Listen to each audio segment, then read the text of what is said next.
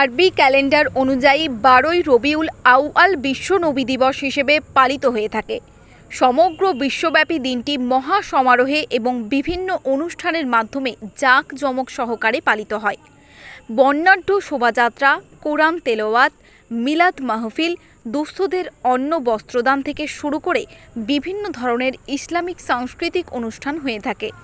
সেরূপ খয়রাসুল ব্লকের বড়রা গ্রামের ডাঙ্গালপাড়া সর্ব-১৬ আনার সহযোগিতায় বড়রার ডাঙ্গালপাড়া আস্তানা প্রাঙ্গণে ইসলামিক সাংস্কৃতিক অনুষ্ঠান আয়োজিত হয়।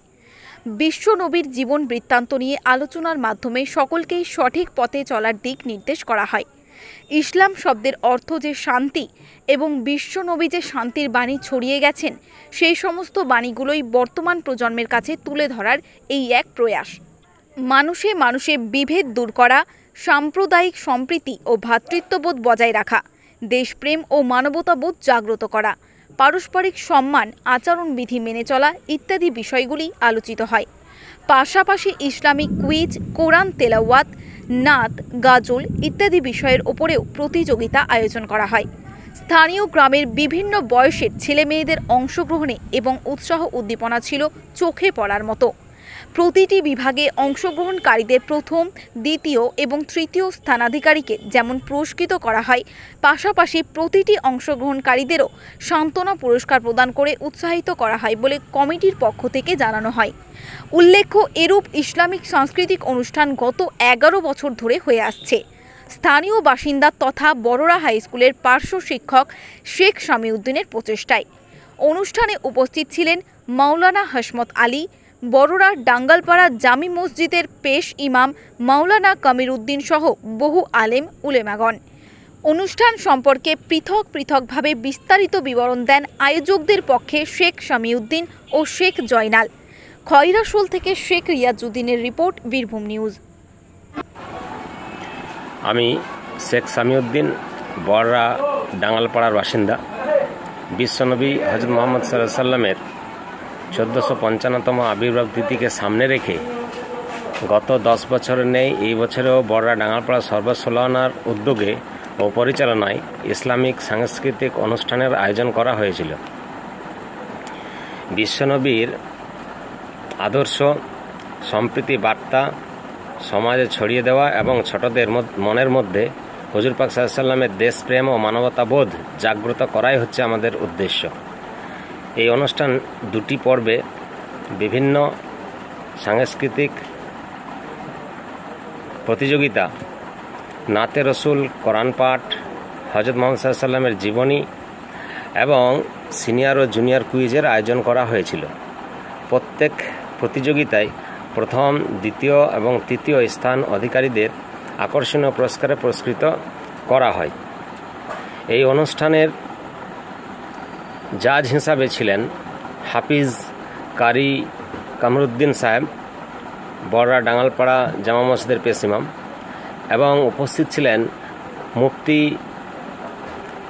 আব্দুস সালাম সাহেব, গরিবপাড়া জামে মসজিদের পেশ ইমাম, এবং বড়রা ডাঙ্গালপাড়া মাদ্রাসা গৌসিয়ার শিক্ষক মাওলানা হাসমত আলী সাহেব।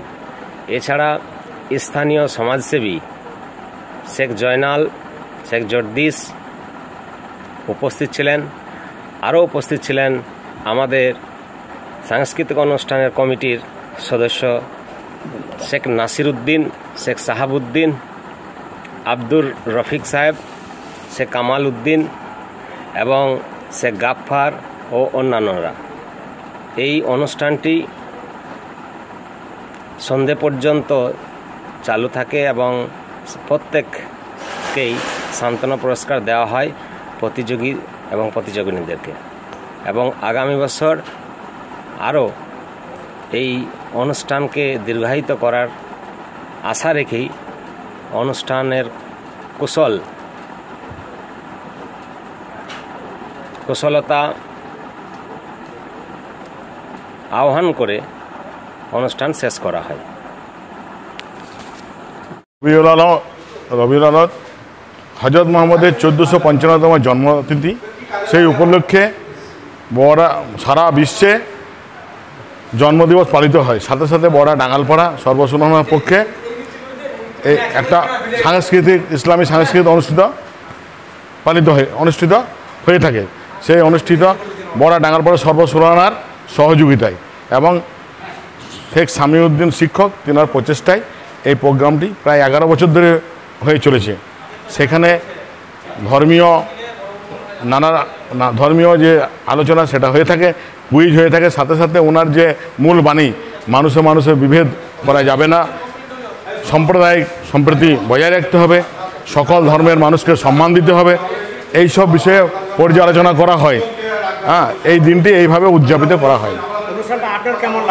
খুব সুন্দর লেগেছে, কারণ ওনার জীবনী তো মানে সকল মানুষের জন্যে সৎপথ দেখানোর জীবনী, সেখানে ভালো লাগা ছাড়া তো কিছু নাই, ভালো লাগবেই।